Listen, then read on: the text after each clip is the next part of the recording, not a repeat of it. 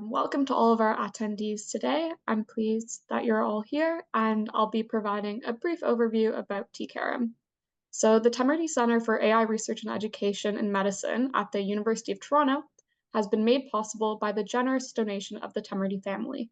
T-CAIREM is an interdepartmental center that serves as a focal point for collaboration among healthcare providers, trainees, researchers, computer scientists, engineers, and industry. Our goal is to transform health through AI. A note to the attendees is that you can use the chat function in Zoom to submit your questions for the presenters. They will be addressed during the discussion portion. And finally, by attending this event, you're consenting to being photographed or recorded for non-commercial use by T-CAIREM. Today's first presenter is Ernest Namdar. Ernest is a PhD student at the Institute for Medical Science at the University of Toronto.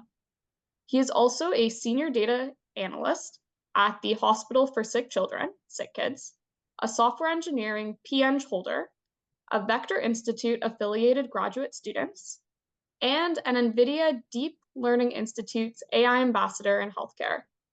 Ernest is researching pediatric, low-grade neuroepithelial tumor, the most common brain tumor in children.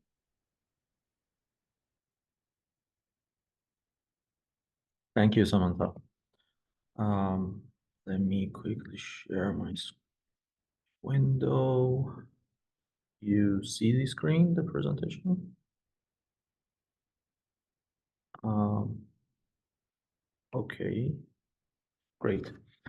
Thank you for the introduction. I'm Ernest Namdar. The title for the presentation today is MRI-based pediatric low-grade neuroepithelial tumor molecular biomarker identification pipeline. The goal is going towards precision medicine with bioinstitutional data and machine learning. I have no conflict of interest to disclose. I can quickly go over this. If you want to scan the QR code, I'm happy to be connected with you through LinkedIn. And also I'm available for any further questions if at the end there's no time for extra questions. Just a quick warning. The amount of information you will learn from this presentation or any other presentation or course depends on the specific title of your research, your background, your level of AI knowledge. So you need to have the passion, be patient, and you need to be selective. Hopefully, there will be some elements from this presentation that is general purpose and somehow you can apply them to your research.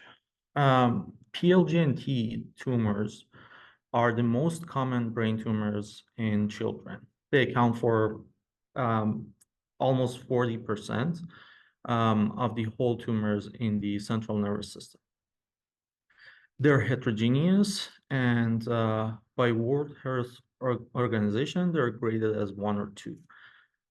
Usually the overall survival is favorable, but if the total resection is not possible, then it becomes a chronic disease and it impacts quality of life in children. Mostly these tumors are driven by an activating BRAF mutation, which can be either BRAF V600E point mutation or fusion.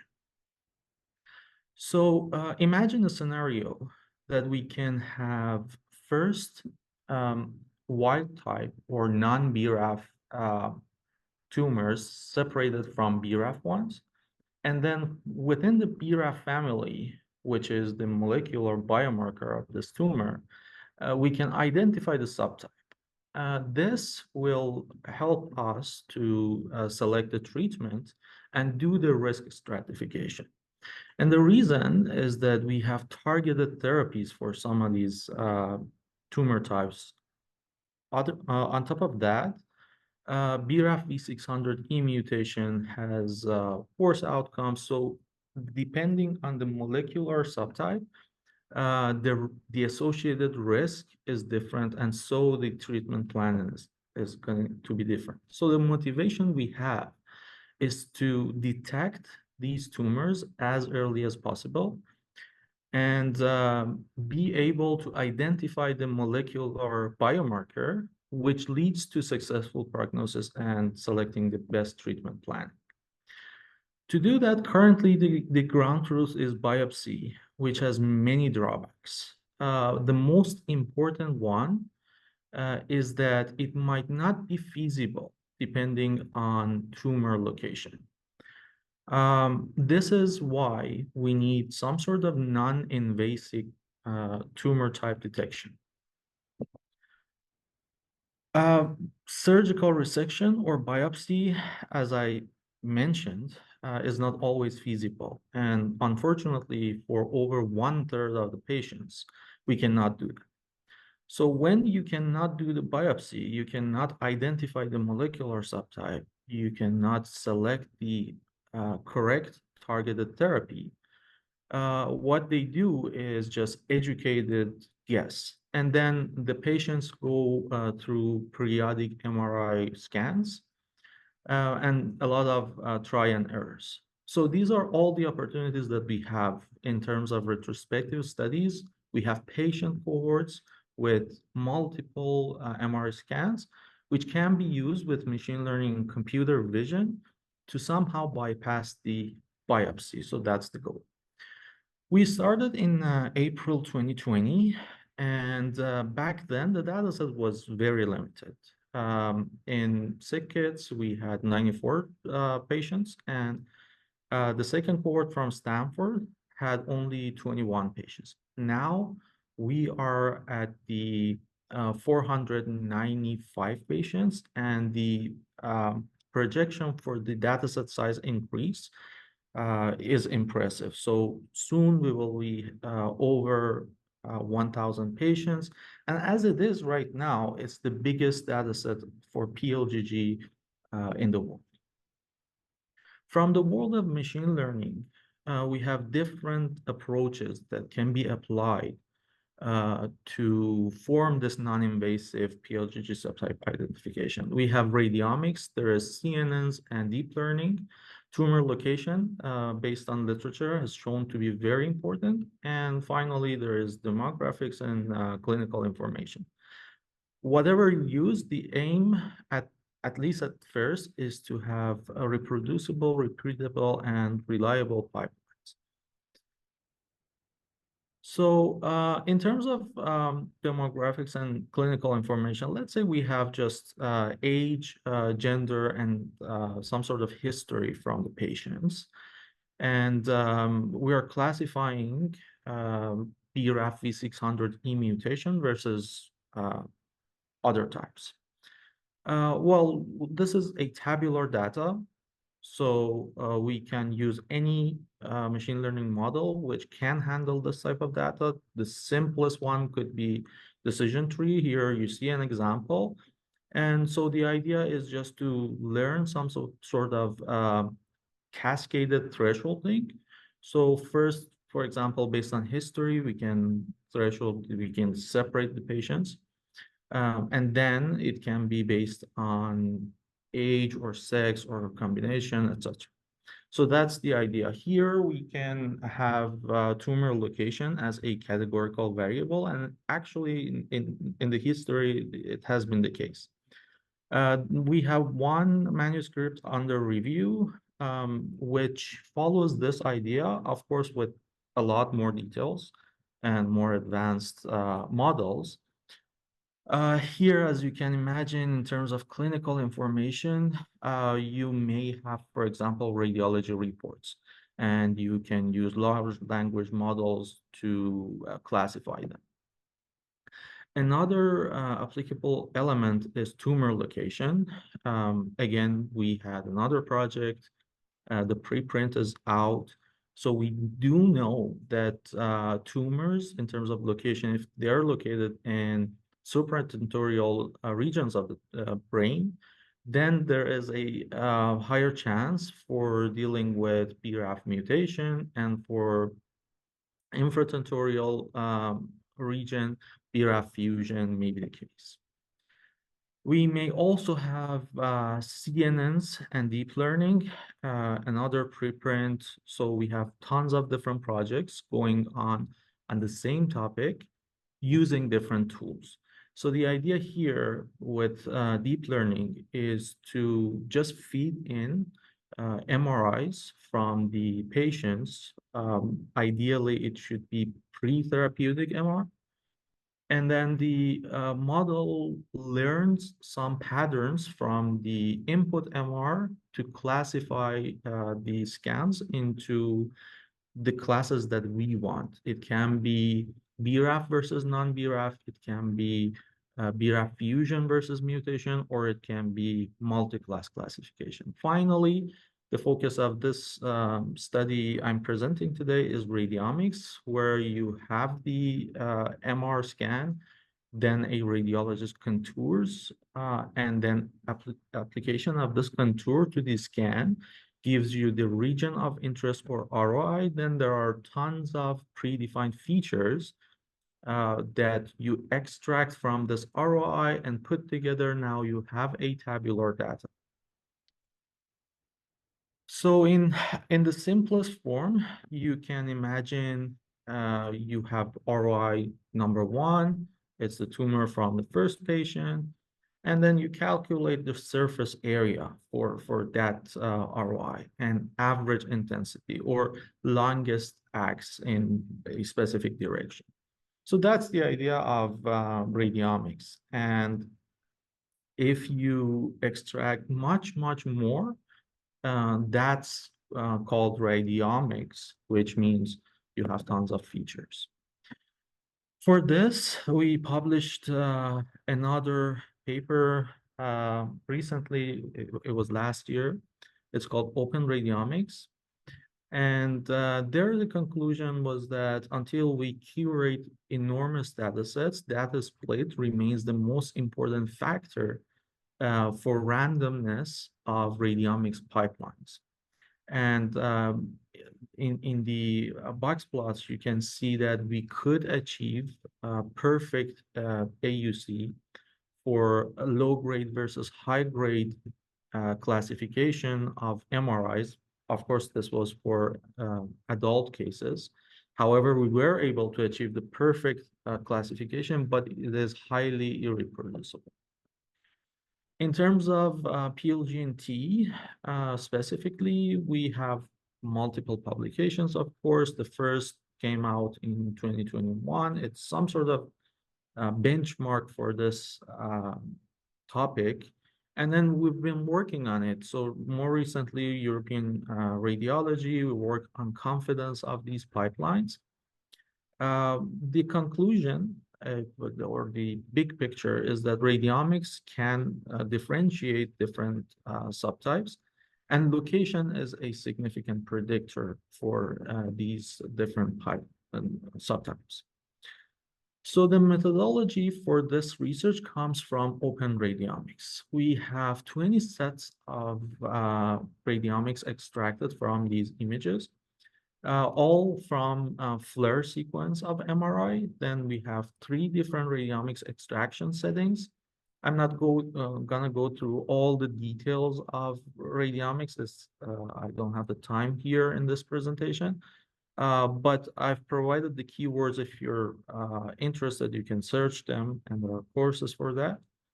But radiomics extraction hyperparameters are one source of variability in radiomics studies, so we study that.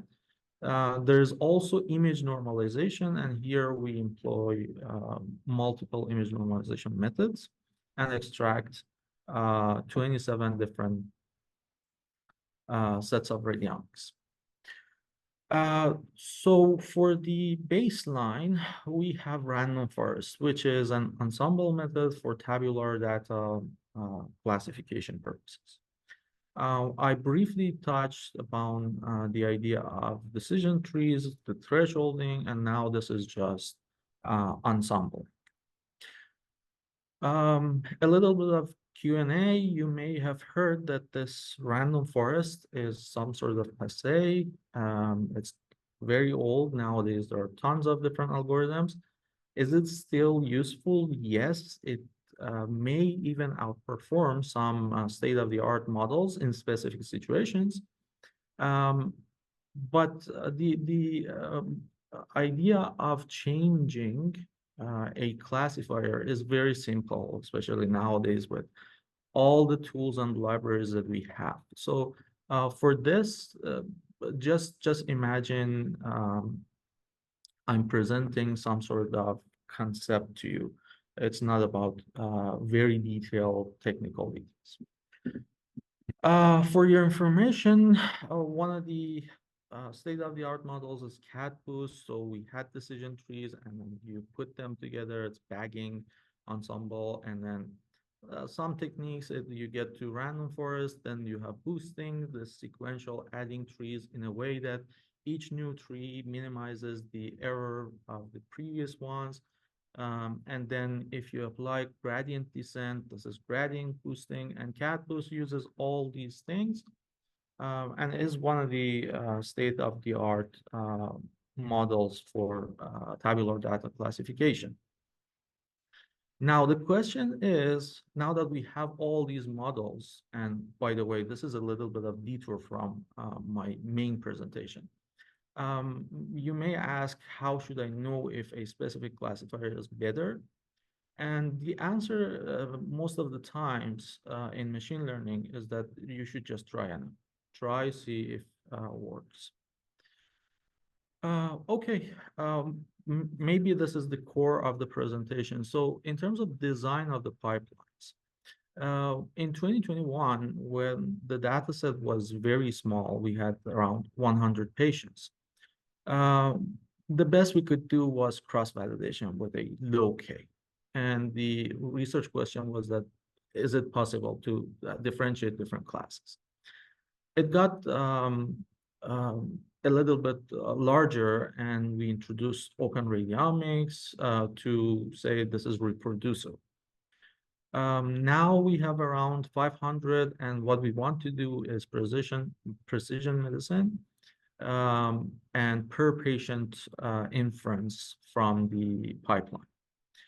We can also think about prospective studies and preparing to deploy just one predictive model, global model for the whole clinical setting. Now, the key may be data splitting. So you are familiar with this idea of random split. You have a data set, you split it randomly into train and test. Your model is optimized for training, and the final evaluation comes from inference over test examples. With K-fold, you split the data set into K partitions, similar size partitions, and you will have K models. In each fold, one chunk is dedicated to test, and the rest are used for training, and you repeat this. So this repeating gives you a way for measuring the randomness. Now, if you increase K to the number of examples, you will have, for example, if you have 500 patients, you will have 500 models. And each is trained on 499 patients and tested on the excluded one. This is leave one count. The computational load, of course, is high, but for small data sets and lower dimensional data, so for example, with radiomics, now the dimension of the data we have is much less compared with the 3D MRI. And the data set is still small compared with natural images, so we don't have 60,000 patients, it's still 500. So we can handle this, and with leave one out, you will have just one inference per patient. This is three-class classification, radiomics plus clinical variables, which are age and gender and tumor location. The results are not super important for you if your research is not PLGG. However, given that this is one versus the rest, so this is multi-class AUC, it's impressive that we can achieve something close to 80%. And then we can increase the granularity of the data in terms of ground truth labels. We can go for a 4-class classification. Now it's BRAF fusion mutation versus FGFR1, which is another molecular subtype, versus the rest. Still, it holds. We can also provide one RC curve because we have just one inference per patient. So that's nice. Another very important thing is that now that you have one set of inferences for each patient, it's super easy to report the results for different subcohorts of the patient. So in terms of location, you can report the results for supratentorial versus infratentorial tumors, or you can separate your data in terms of gender and report the performance of your model.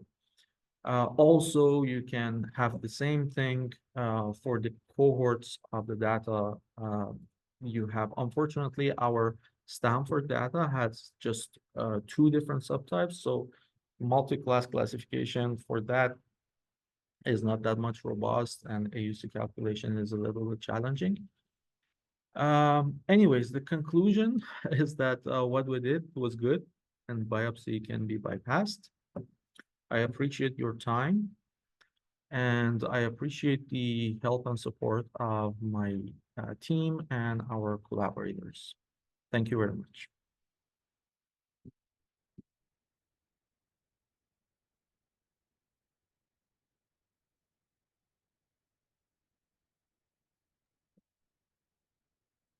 Amazing. Thank you so much for your great presentation, Ernest. We have a first question in the chat already, and I encourage more people to contribute their questions there as well. The first question comes from Oris Boyko, who says, excellent lecture and work. Did you also calculate the F1 score as well as the AUROC? Excellent question. And this may seem to be a very simple question, but itself is a research. So we have multiple papers. I love AUROC, and we have multiple publications on this AUC. The short answer to your question is that yes, we have included not all, but all the popular metrics, F1, accuracy, precision, all those things. And what I want to highlight is that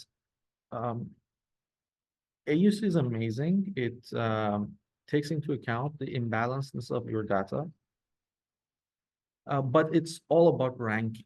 So a high AUC does not necessarily translate into a high accuracy or F1 or whatever. But if you have high AUC and low F1, it doesn't mean that the model is not good.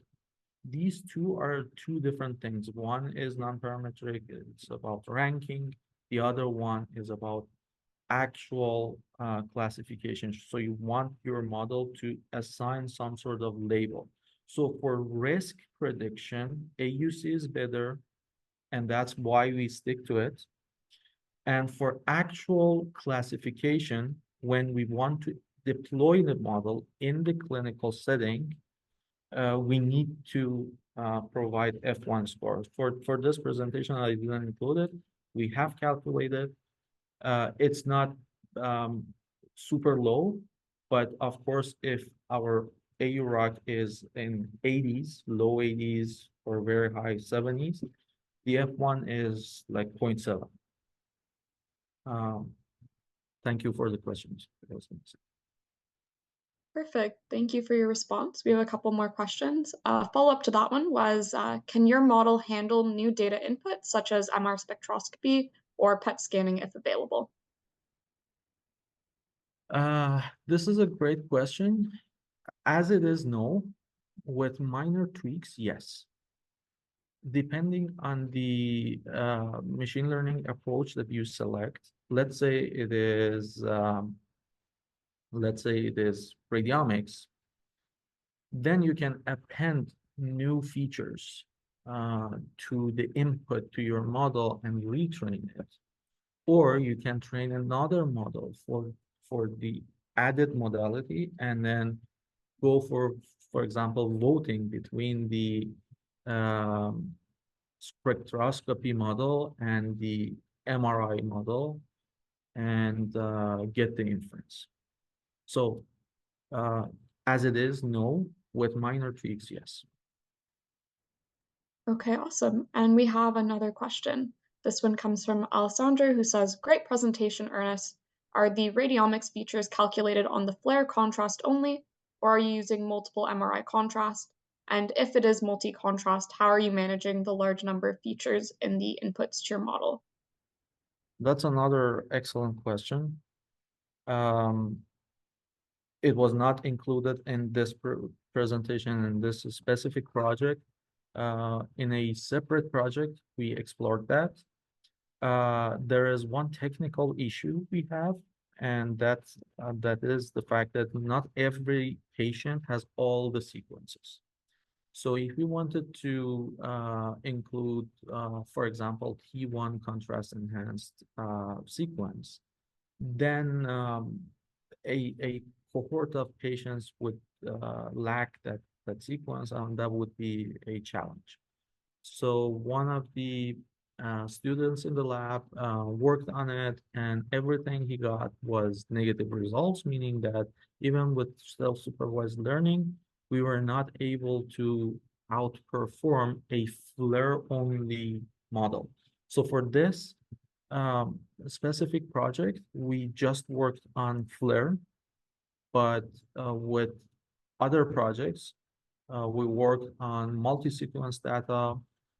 And again, you mentioned high dimensionality challenge, and I added something else to it, which is missing data.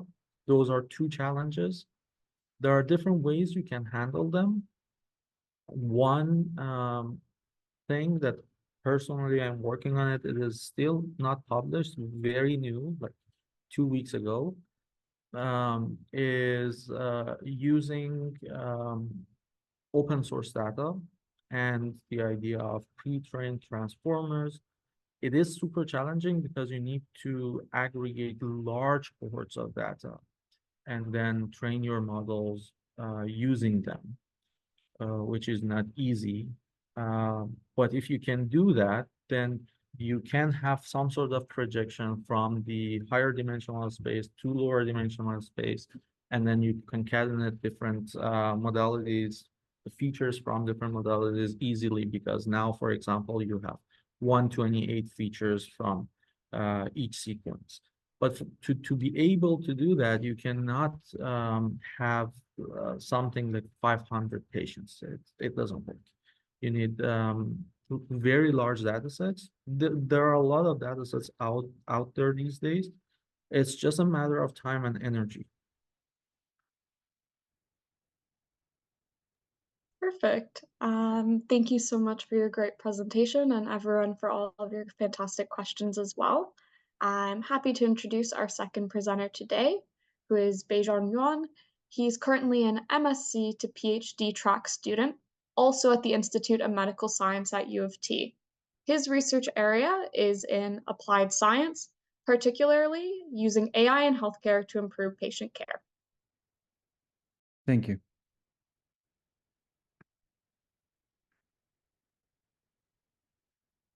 Just checking. Can you see the slides?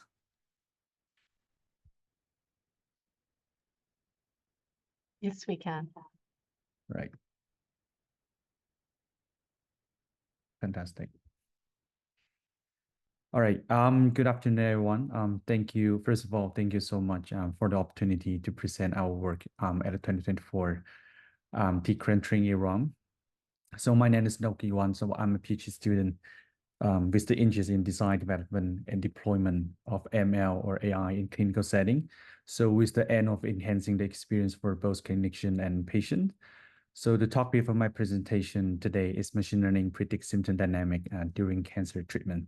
So I look forward to share with you my comprehensive experience at Princess Margaret Center on how we utilize the routinely collected EHR data for machine learning predictive model, and some of our thoughts and consideration on deploying such model in clinical setting. So this is the outline for my talk today. I will start with overall background, so followed by two phases that we have already complete. So for clarity, so each phase will be presented in the order of a short intro, overarching hypothesis, projected outcome, and present to you end result if available. Finally, the talk will be wrap up with a conclusion. For disclosure, I do not have any conflict of interest. Starting from background, patient undergoing systemic cancer treatment so often experience symptoms associated with treatment toxicity or the cancer itself, which affect their quality of life. Failure to address these symptoms early on can result in deterioration and cause complication. So growing evidence have shown that symptoms with high severity are also associated with increasingly emergency ED visit and a higher rate of hospitalization. So this can lead to further overcrowding in the EDs and hospitals, so incurring more costs to the healthcare system. So therefore, a proactive strategy to prevent symptoms before they occur or worsen offer an opportunity to improve the quality of life for patients with cancer. So the main question for this project is around whether a machine learning system can identify patients who are at high risk of symptom deterioration. And ultimately, we want to provide them with a personalized intervention strategy for symptom management to reduce the ED visit that we think are potentially preventable. And other questions building around this project, including investigating the generalizability. So for example, asking a question on whether an ML system developed at a well-resourced center like Princess Margaret can also be applied to smaller community center. So if so, what are some of the factors contribute to the generalizability? And some practical consideration during deployment, for example, asking how can we configure our model to provide alarm without overwhelming the clinic, and its interpretability. For example, what feature contribute the most to prediction, and how can we leverage those information for personalized intervention? So for the long run, this project is divided into 4 different phases. So data preparation, predictive modeling, personalized intervention, and deployment. So today I will be sharing a comprehensive walkthrough for the first 2 phases that have already complete and offer some of the thoughts and consideration on the future direction. Right, starting from phase 1 data assurance pipeline. The raw data set we are using from patient received chemo at Princess Margaret, spanning 13 years from 2006 to 2019. So the raw data set comprises both structured and unstructured components, so such as routinely clinical data and clinical footnote. So for the current phase of this pipeline, our primary focus is on structured data. However, we intend to incorporate the unstructured data in the later stage. So for this project, the data we are using are derived from routine EHR collected at Princess Margaret, which including data from Cancer Registry, OPIS, stand for Oncology Patient Information System, DAR, and EPR. So for the phase 1, we first hypothesized that administrative data can be used to develop and evaluate an early warning system for symptom deterioration during the systemic therapy for cancer. So with the corresponding projected outcome, we have developed a data assurance framework to visualize and perform quality control QC checks and data manipulation, resulting in a visualization and table reporting data volume over time, unit, outliner, summary statistic, distribution, missiness, and along with the pre-processed data set. So data cleaning is really complex. So this is the slides illustrate our overall pipeline. So where we conduct various QC check for each data source independently first, then followed by a manual validation using domain knowledge. So this will be an iterative process to ensure the data integrity. So for the following slide, I will provide a concrete example of what QC was done and explain how it might help us to maintain the data quality when we're dealing with the real-world EHR data. Right, so for the example 1, for checking the data volume over time, using a biochemistry dataset as an example. So from this plot here, the x-axis here are represented by the timeline, so by each year, and the y-axis here represent the data volume. So each line here represent a data feature. So eventually, we want to observe any trend for a given features over time and to observe whether there's an abnormal spike or dip. If that happens, it might indicate there's some issue in the data set. Then our team need to go into the data and find out the problem. So from the plot here, for the first iteration, we can see there's an abnormal spike in the year of 2018. And our team went in and found out that's the problem of duplicate. So after one first iteration, we can see the total number drop down from 12,000 to 8,000, but we can still see the spike still there. And we went back again and we find out there's some further duplicate need to be removed in one of the certain months of 2018. After that, we can see the problem of spike was resolved, but however, we can still see a big dip in the early year of 2019. And we went back again and find out that's the error of column shifting.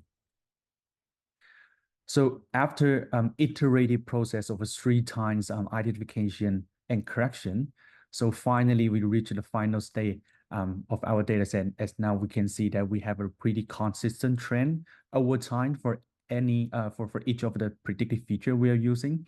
We acknowledge that we can still see a big dip in the early year of 2020. That's the time of the pandemic hit, and we think it makes sense that we have a big data volume drop around that time. So the resolution here is we will truncate our data set from 2006 to 2019 to make sure that we have a consistent data volume over time for each predictive feature we are going to use for our machine learning model.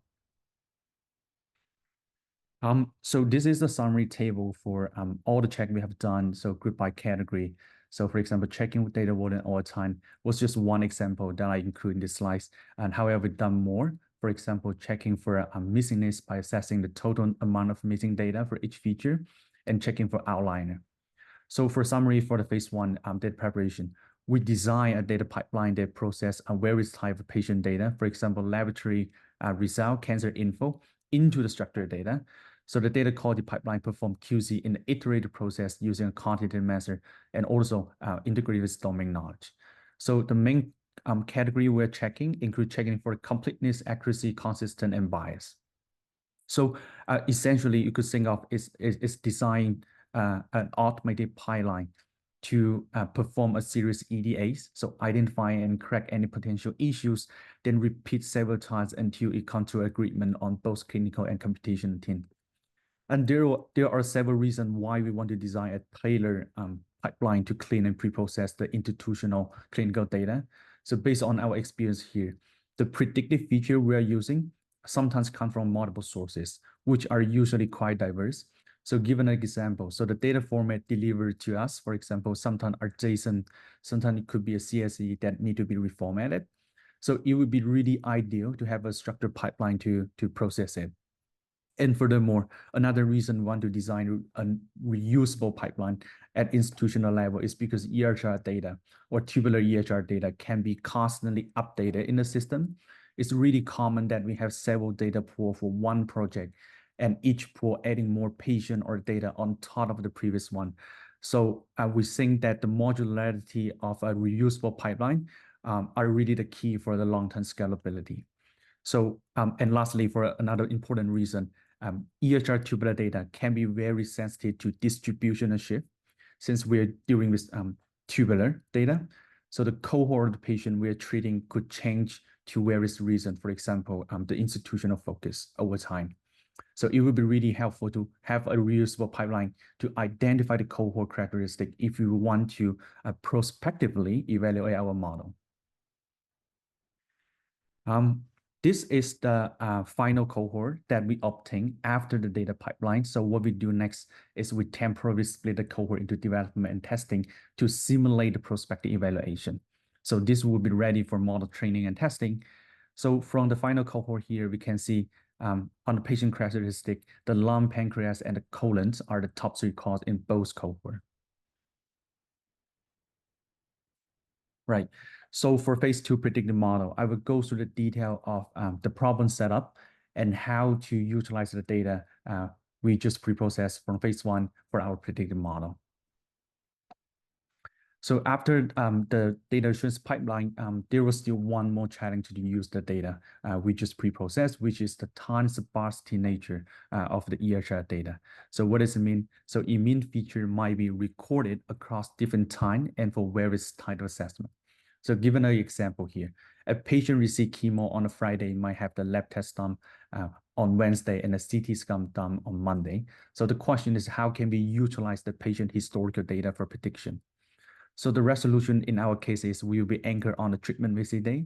So on each chemo visit day, we are using the feature in the look back window to predict the event occurrences in the look ahead window, excluding the leakage gap.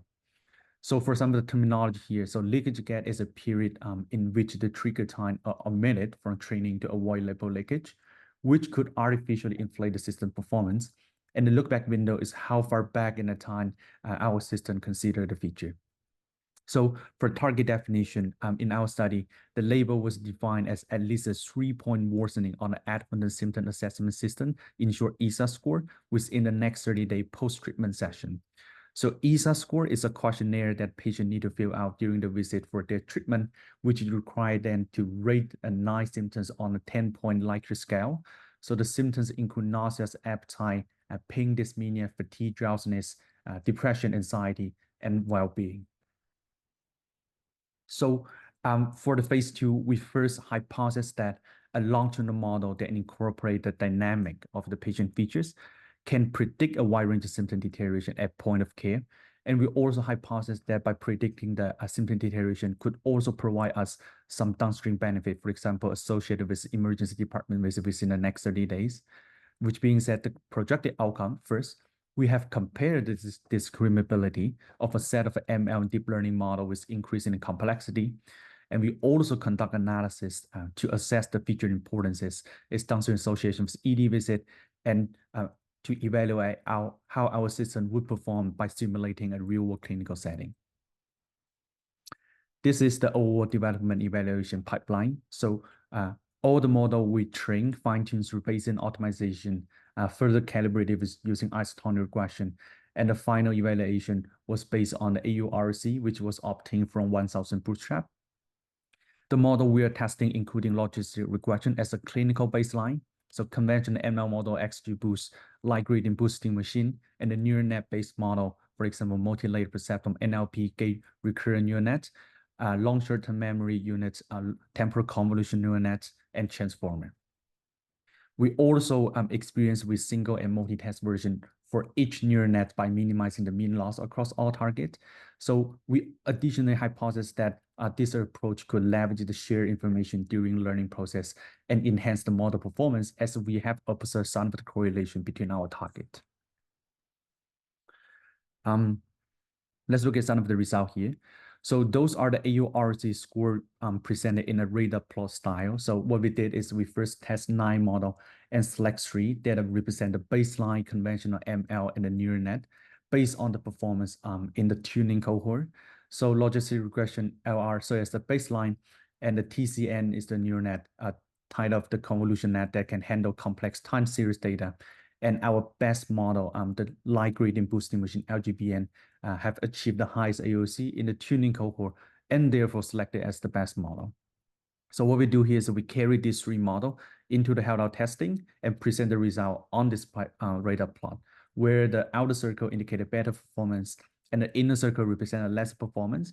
So the plot clearly showed that the LGBN represented by the orange line here enclosed the inner for both LR and TCN, and demonstrating it outperformed both in the tuning cohort, and was therefore selected as the system performance for the subsequent analysis. So it's notably, we did not find the neural net-based model to outperform the conventional NL approach like gradient boosting.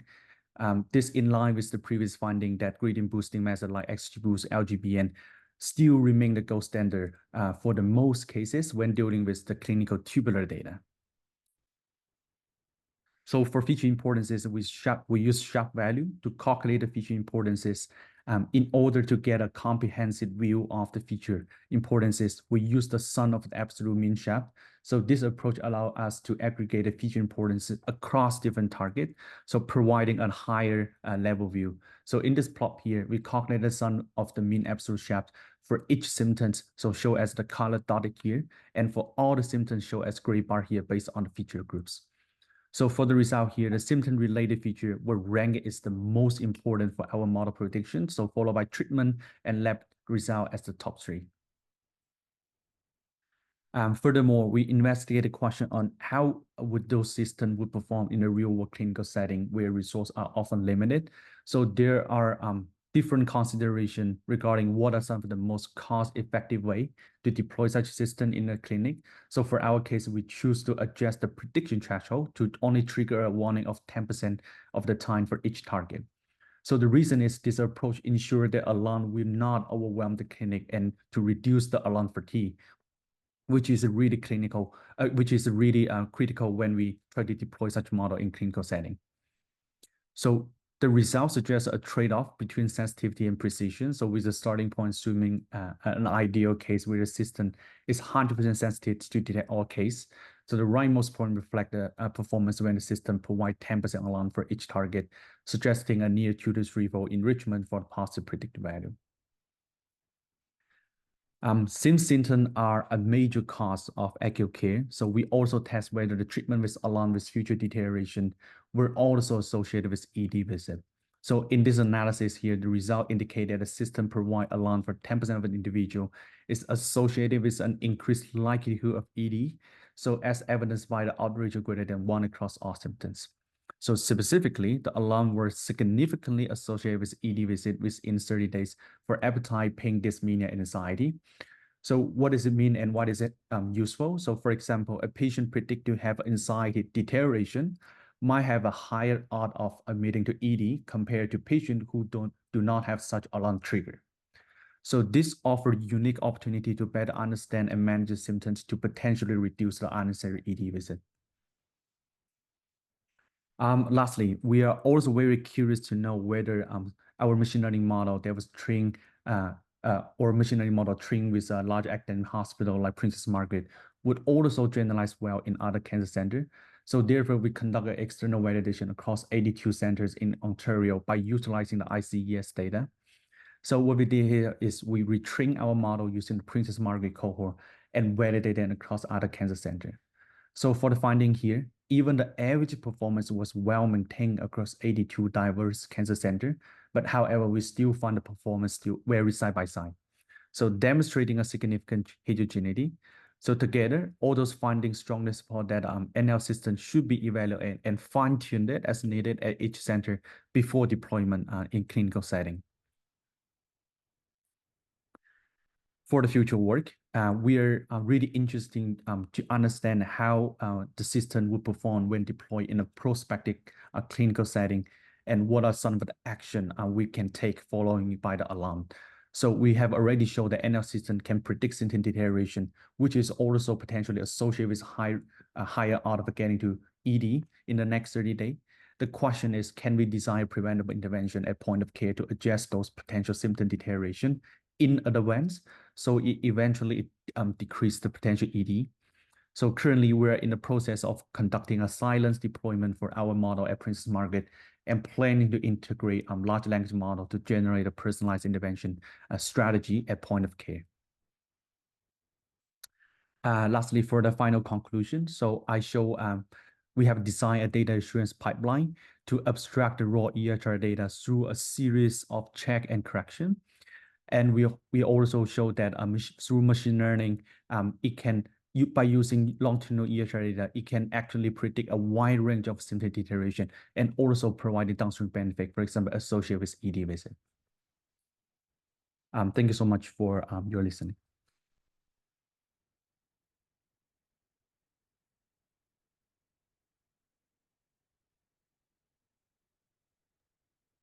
Amazing. Thank you so much for your presentation. It was great to listen to. We invite everyone to drop any questions they have into the chat as we move on with our question and answer period now. I'll start with the first question while we're waiting for more to be added. Oh, we have one actually. So Tammy says, thank you for your presentation. Really cool to learn about your work. Can you explain again what the significance of the leakage window was on the use of your model? Right. Thank you so much. So if I go back to the slides here.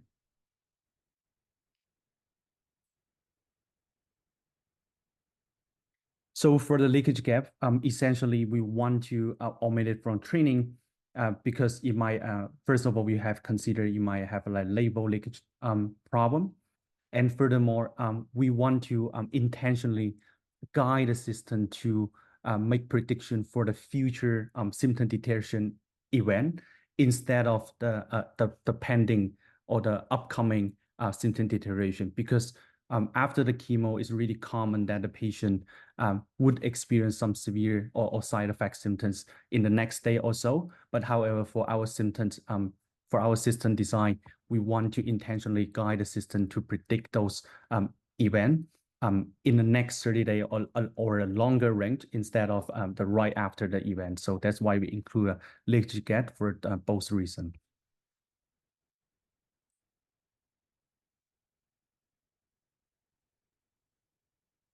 Perfect.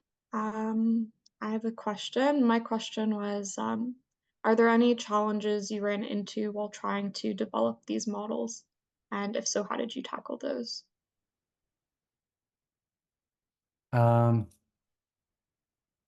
Yeah, so I would say when dealing with real-world electronic health record data, from my experience, the first challenge we encounter is how we pre-process the data and how we bring all those data that from multiple sources together, and try to anchor them on a treatment day.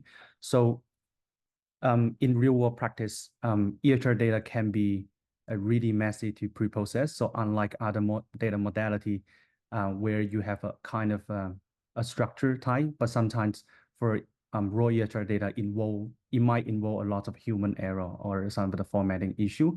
So I think it's really it might really time consuming to pre-process those, and that's why we design a data pipeline to handle that automatically, and hopefully we can reuse it in the futures.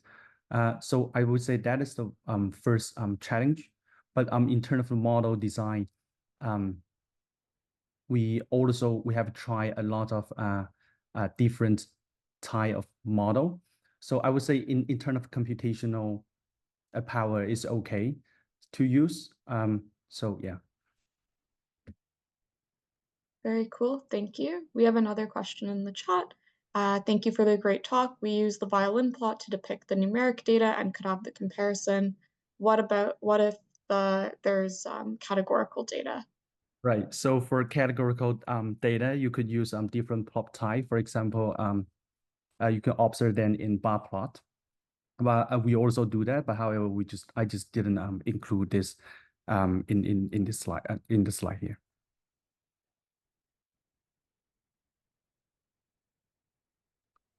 Okay, perfect. Thank you so much for all of your responses and for your great presentation. If that's okay, Samantha. Go for it. Yeah, so thanks so much for the presentation. Can you just go to the slide with the SHAP values again, please? Right.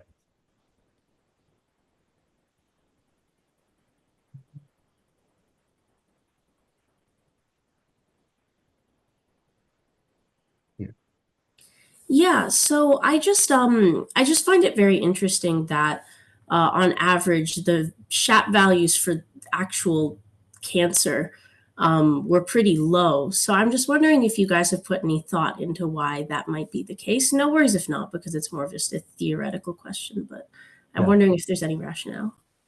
Yeah, it's a really great question. So the first understand by me is because our target are symptom deterioration. So mostly the prediction are driven by the symptom-related features. So from why is the cancer-related feature has a kind of low feature importance, it might indicate that in the case of symptom deterioration target, it might be indifference between the cancer type, but however, it might be interesting to set up like a future study by different cancer type to see whether or not the performance or the feature importance still hold. But as for the study for now, we think that it's quite the performance is quite uniformly distributed across different cancer type, and we do not observe the performance varies for our data set. But it will be interesting to see in a prospective evaluation. Yeah. All right, thank you. Perfect. There's one more question in the chat that just asks what tools you use for data visualization, coming from being told your plots look really nice. Oh, thank you. Yeah. So the plot are mostly made by matplot, so using Python. So yeah, amazing. Okay, perfect. That wraps up the Q&A session. I really want to thank everyone for attending today's session, and thank you to both of our presenters for their fantastic presentations. I also wanted to remind you all that this is the third of 5 trainee rounds this session that we're holding this summer. We hope you'll attend these other sessions as well. Details can be found on the T-CAIREM website. And a final reminder for the summer students who are attending this session that they can look forward to next week's midterm check-in. An email will be coming today with the schedule. Thanks so much again for attending today's presentations, and have a great afternoon, everyone. Fantastic.